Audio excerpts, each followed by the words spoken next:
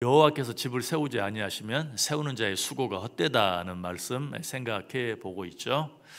그런데 여기서 말하는 집의 의미가 무엇이라고 있습니까? 우리 그 두 가지 의미 생각해 보았죠. 그 첫 번째 의미는 말 그대로 우리의 집, 우리의 가정을 말한다. 그래서 우리가 가정을 아름답고 행복한 가정으로 만들기 위해서 아무리 애쓰고 노력하고 힘써도 우리 하나님이 세워주지 아니하시면 모든 우리의 노력이 헛되다 하는 거 생각해 보았고요. 두 번째로 여기서 말하는 집이 어떤 것인가? 그것은 좀 더 크게 하나님께서 우리에게 맡겨주신 생업, 우리의 산업, 우리에게 맡기신 기업을 말한다. 그래서 우리가 우리의 생업을 위해서 아무리 일찍 일어나고 늦게 누우며 수고하고 했어도 역시 하나님이 세워주지 아니하시면 그 노력도 헛될 수밖에 없다 하는 것 생각해 보았어요. 자, 그런데 여기서 말하는 집의 또 다른 의미, 세 번째 의미도 있어요. 여호와께서 집을 세우지 아니하시면이라고 말할 때 그 집의 세 번째 의미는 무엇인가? 그것은 하나님의 전, 성전, 교회를 말해요.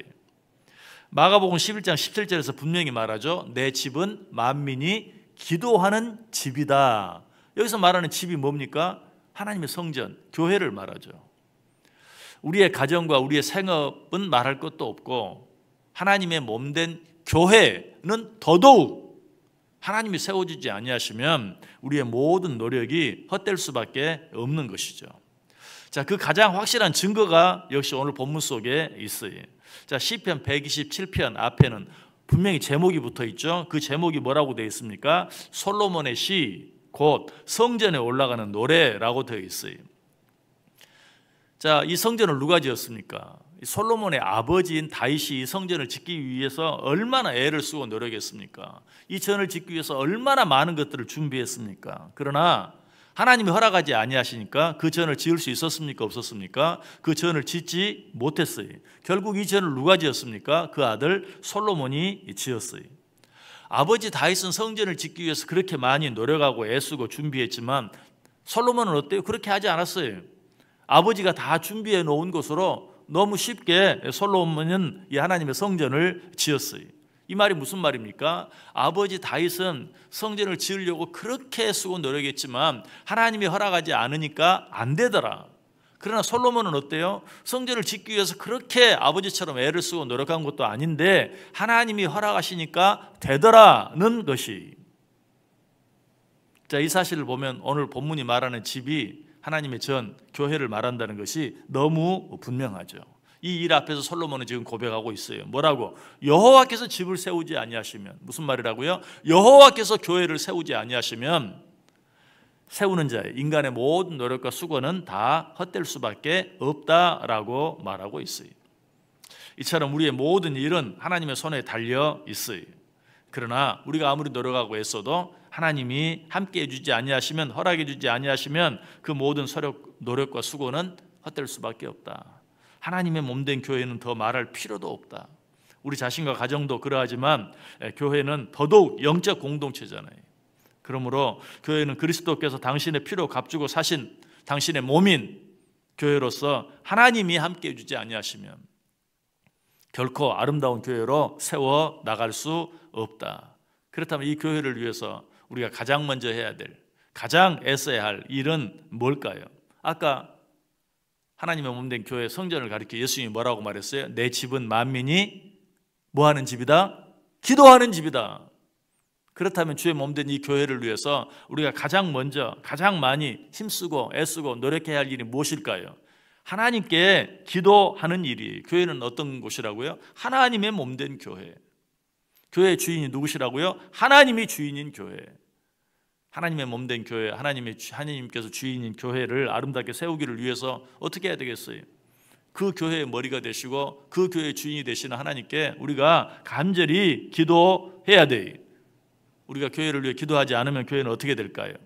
우리 성경 한 구절 같이 읽어볼까요? 마가복음 11장 17절 말씀 같이 읽습니다.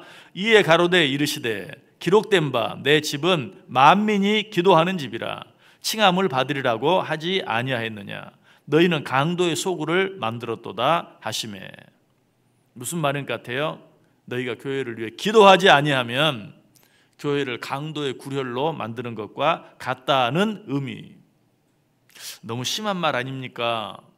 너무 심한 말이긴 해요. 그러나 이건 사실이, 교회는 아무리 열심히 봉사하고 아무리 열심히 헌신해도 기도가 없으면 결국은 강도의 구렬이 될 수밖에 없는 것이.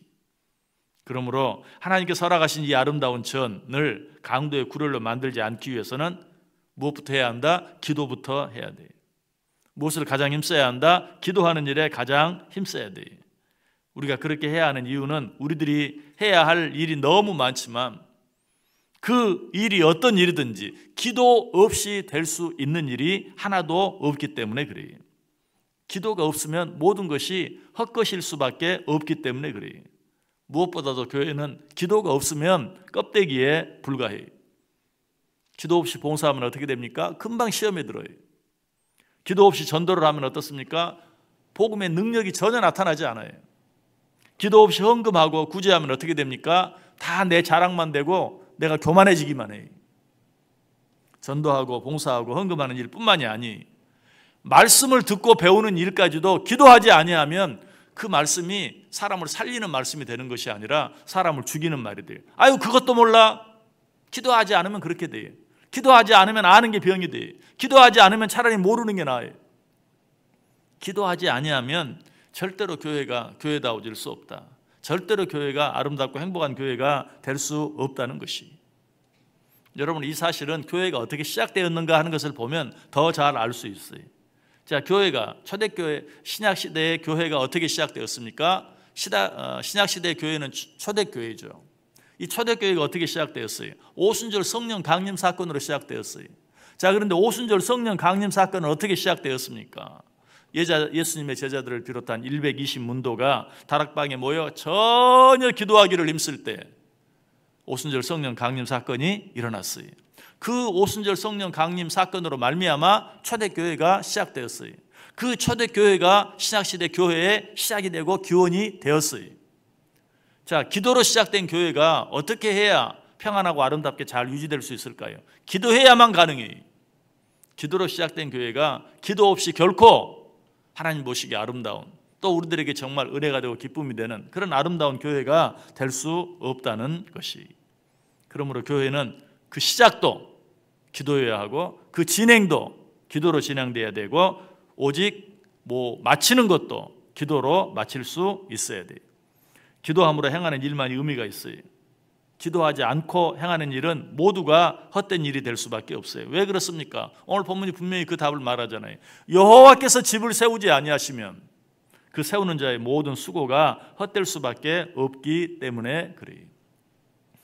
우리가 이 자리에 나와 있는 가장 큰 의미가 무엇이라고요? 바로 이 사실을 인정하는 것이, 오늘 하루 하나님이 나와 함께 해주지 아니하시면 오늘 하루 내가 하는 모든 수고가 헛될 수밖에 없습니다.